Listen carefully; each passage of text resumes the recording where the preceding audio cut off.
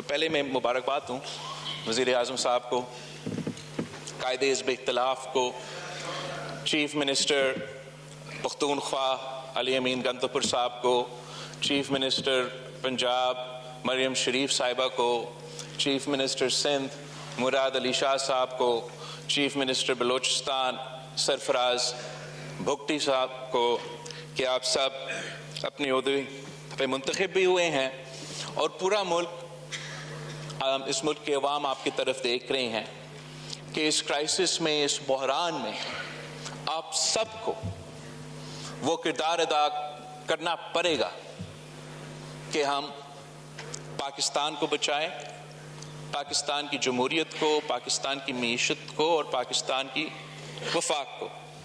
اگر ہمارا ساتھی کل احتجاج نہیں کر رہے ہوتے تو وہ وزیر اعظم صاحب کا تقریر سنتے تو کچھ ایسے پوائنٹس ہیں جو میں نے بھی ہمارا جو جوائنٹ اجلاس تھا اس میں بھی اٹھائے اور وزیر اعظم صاحب نے اپنے تقریر میں اٹھائے ہیں کہ اگر ہم ان پہ عمل درآمد کرتے ہیں تو میرے خیال میں ہم کافی جو بحران پیدا ہوا ہے اس کو ایڈریس کرنا شروع کر سکتے ہیں۔ ایک ان میں سے یہ کہ وزیر اعظم صاحب نے یہ آفر کیا کہ ہم ایک چارٹر آف نیشنل ریکنسیلیشن پہ کام کریں۔ پاکستان پیپلز پارٹی نے بھی یہ تجویز دی، ہم اس کو نہ صرف انڈورس کرتے ہیں مگر جو ہمارے اپوزیشن کے دوست ہیں ان سے بھی اپیل کرتے ہیں کہ اس پروسیس میں حصہ لے۔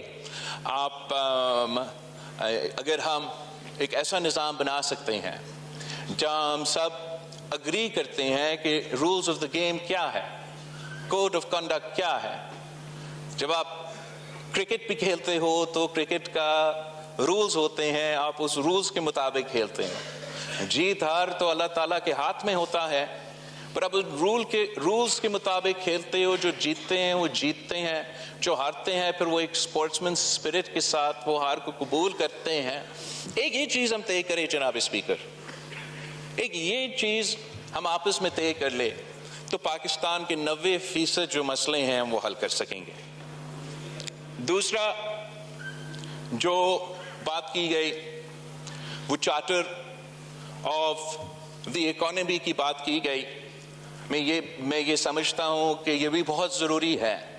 اس ہاؤس میں کسی ایک جماعت کے پاس وہ مینڈیٹ نہیں ہے۔ پاکستان کے عوام نے ایسا فیصلہ سنایا ہے جہاں آپ کو مجبوراً مل بیٹھ کے فیصلے کرنے پڑیں گے، کوئی ایک جماعت فیصلہ نہیں کر سکتے۔ آپ کو اپنے تمام نیشنل اسمبلی کے ریزرو سیٹس مل بھی جائے، آپ یہ کرسی نہیں سنبھال سکتے پاکستان پیپلز پارٹی کے ووٹس کے بغیر۔ پاکستان کے عوام ہمیں یہ پیغام بھیج رہے ہیں کہ ہمارے لڑائیوں سے وہ تھک چکے ہیں۔ اگر وہ چاہتے وہ کسی ایک جماعت کو اکثریت دلوا سکتے تھے، چلے اب نہیں دیا تو اگر دیتے تو حکومت ان کا ہوتا۔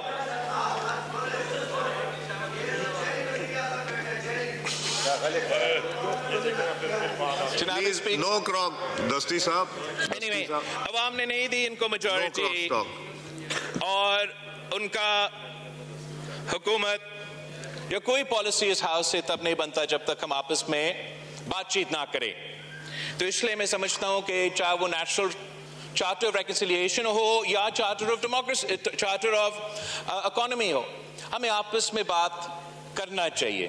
اگر آپ واقعی الیکشن جیت چکے ہو تو آپ جانتے ہو کہ پاکستان کے عوام مہنگائی کی وجہ سے، بے روزگاری کی وجہ سے، غربت کی وجہ سے تنگ آ چکے ہیں۔